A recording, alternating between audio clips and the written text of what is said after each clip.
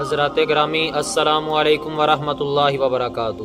آج ہمارا عنوان ہے کہ فلسطین کی اسلامی تاریخ کے اندر اسلامی واقعات کے ساتھ کیا نسبت ہے اور بیت المقدس کی اتنی زیادہ فضیلت کیوں ہے، اسی طرح ہم فلسطین سے، بیت المقدس سے کیوں اتنی زیادہ محبت کرتے ہیں۔ پہلے نمبر پر جو فلسطین کی سرزمین ہے، یہ تمام انبیاء کا مسکن اور سرزمین رہی ہے، اور اسی طرح حضرت ابراہیم علیہ السلام نے جب ہجرت فرمائی ہے تو فلسطین کی طرف ہجرت کی ہے۔ اس طرح اللہ رب العزت نے حضرت لوط علیہ السلام کو اسی سرزمین سے نجات عطا فرمائی جب اللہ پاک نے قوم لوط پر عذاب کو نازل فرمایا، تو پھر اس شہر سے اللہ پاک نے حضرت لوط علیہ السلام کو بچا لیا تھا۔ اسی طرح حضرت داؤد علیہ السلام نے اسی سرزمین پہ سکونت رکھی، یعنی کہ فلسطین کے اندر، اور یہیں پر انہوں نے اپنا ایک محراب تعمیر فرمایا، اور اسی طرح ان کے بیٹے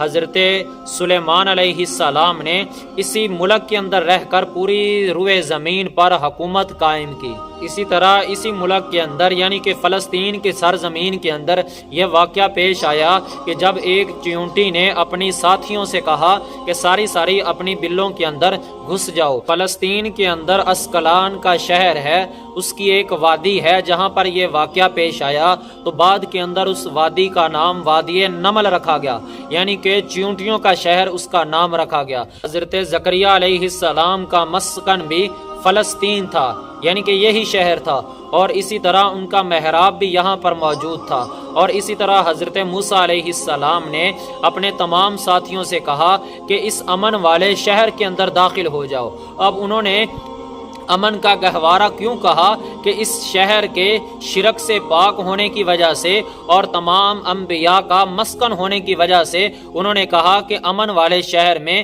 داخل ہو جاؤ اور مقدس شہر کے اندر داخل ہو جاؤ۔ اس شہر کے اندر کئی معجزات وقوع پذیر ہوئے، جن میں سے ایک یہ بھی ہے کہ حضرت مریم علیہ السلام کے بطن سے حضرت عیسیٰ علیہ السلام کی ولادت کا ہونا ہے۔ اسی طرح حضرت ابو ذر رضی اللہ تعالیٰ عنہ فرماتے ہیں کہ میں نے حضور علیہ السلام سے پوچھا، یا رسول اللہ صلی اللہ علیہ وسلم، اس سرزمین پر سب سے پہلے کون سی مسجد بنائی گئی؟ تو حضور علیہ السلام نے فرمایا کہ مسجد حرام، یعنی کہ خانہ کعبہ کو بنایا گیا۔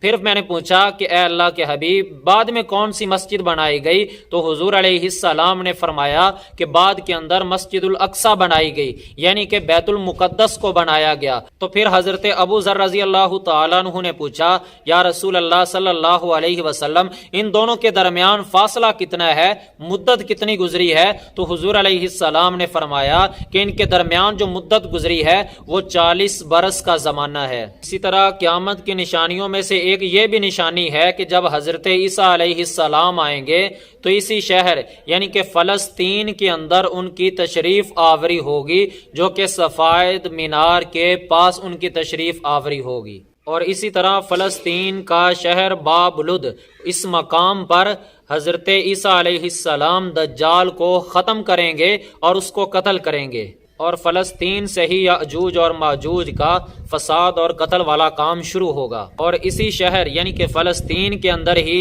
گزرنے والے واقعات میں سے ایک طالوت اور جالوت کا واقعہ بھی شامل ہے۔ اور فلسطین کو نماز کی فرضیت ہونے کے بعد قبلہ اول ہونے کا بھی اعزاز حاصل ہے، یعنی کہ پہلے مسلمانوں کا جو قبلہ اول تھا، جس رخ پر نماز پڑھتے تھے، تو وہ فلسطین کی طرف بیت المقدس ہے، وہ مسلمانوں کا قبلہ اول ہے۔ اور اللہ کے نبی علیہ السلام جب معراج پہ جانے لگے، یعنی کہ آسمانوں پہ جانے سے پہلے اللہ کے نبی علیہ السلام کو مسجد حرام سے مسجد اقصی یعنی کہ بیت المقدس تک لایا گیا، یعنی کہ پہلے اللہ کے نبی علیہ السلام فلسطین کی سرزمین پر پہنچے ہیں، پھر یہاں فلسطین سے آگے آسمانوں کا سفر کیا ہے۔ اور معراج کی رات اللہ کے نبی علیہ السلام جب مسجد اقصی میں پہنچتے ہیں، وہاں پر اللہ پاک نے تمام انبیاء علیہم السلام کو جمع کیا، اور جمع کرنے کے بعد پھر اللہ کے نبی علیہ السلام یہاں پر امام الانبیاء بنے،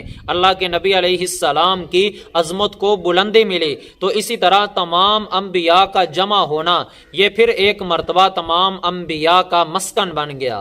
اسی طرح حضور علیہ السلام نے فرمایا کہ جو مسجد اقصی بیت المقدس کے اندر ایک نماز پڑھے گا تو اس کے تمام گناہوں کو معاف کر دیا جائے گا۔ تو یہ کتنی نسبتیں اور واقعات ایسے ہیں جن کا تعلق فلسطین کے ساتھ ہے اور بیت المقدس کے ساتھ ہے۔